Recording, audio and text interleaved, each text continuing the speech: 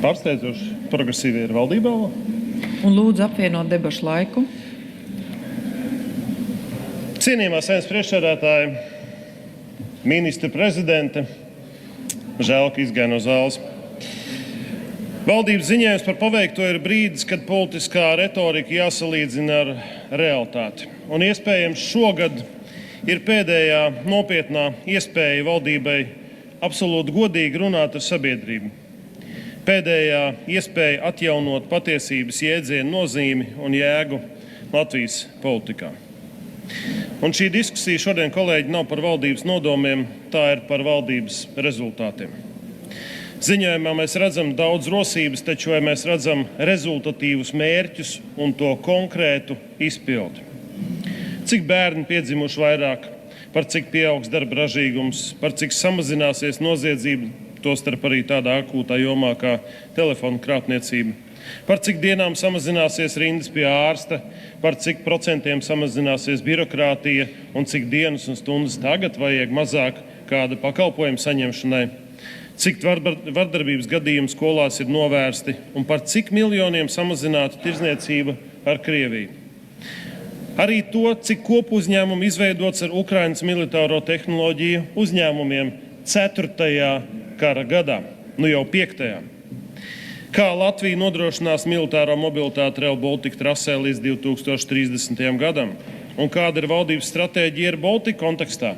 Cik nodokļu naudas vēl būs jāiegulda? Vēl 150 miljoni.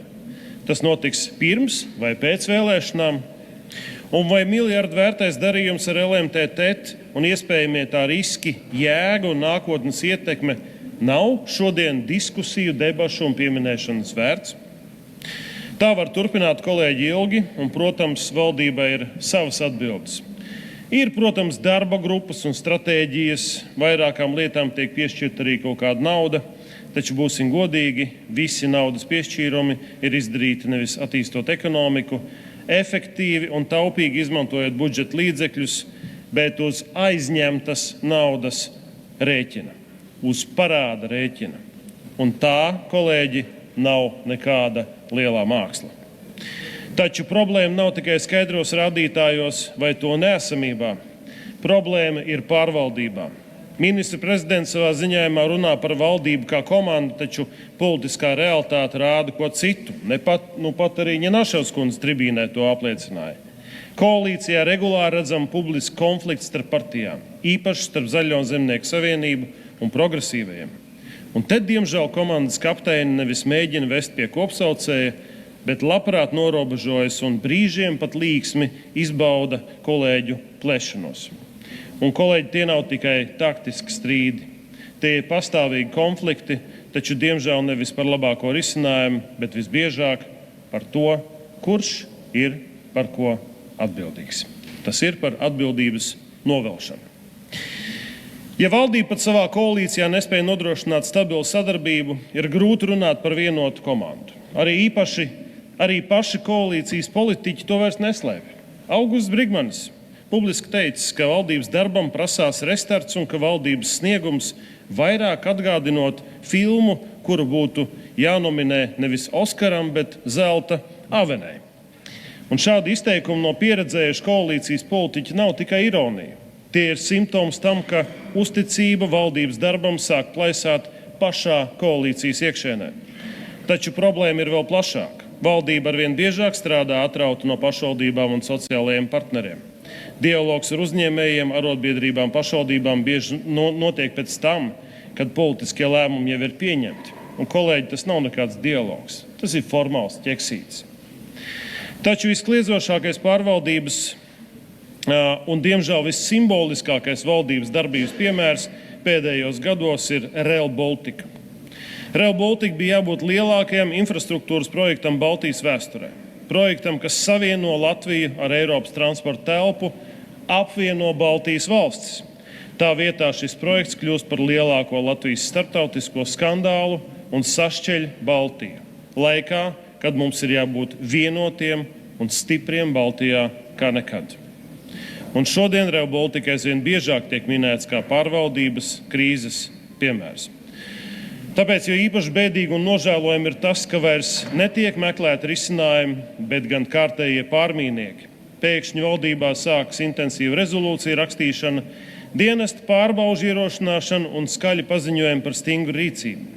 Tiek uzdots steidzami uzdevumi ministrijām, tiek prasītas analīzes, tiek veidotas komisijas.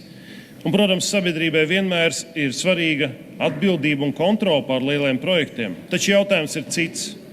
Kāpēc šāda aktivitāte parādās tieši tagad? Rail Baltica problēmas nav radušās vakar, tās ir krātas gadiem.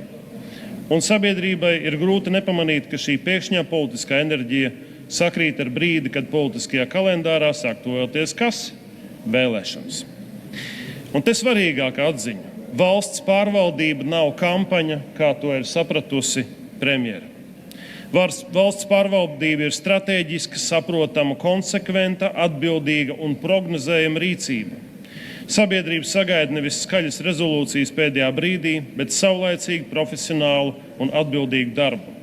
Ja valsts nespēja profesionāli pārvaldīt lielāko infrastruktūras projektu savā vēsturē, tad tas rada ļoti nopietnas jautājumus par valdības spēju vadīt sarežģītus stratēģiskus procesus. Un, kad pie šādas situācijas valdība runā gandrīz tikai par panākumiem, tas vairs nav optimisms. Tā nav godīga saruna, tā nav arī saprātīga politiska stratēģija. Tā ir arogance, un arogance politikā vienmēr maksā sāpīgi dārgi. Kā savulaik teica Ronalds Reigans, šīs krīzes apstākļos valdība nav mūsu problēmas risinājums, valdība pati kļūst par problēmu. Un pilnīgi garantēti, kolēģi, pienāks brīdis, kad beigsies visi iespējamie un neiespējamie Jāņi Citskovski ierēģi, uz kuriem uzkarināt savu atbildību, futbolēšana starp ministrijām un tā tālāk. Beigsies arī iespējas pateikt, Eiropas valsts tagad mūs apskauž.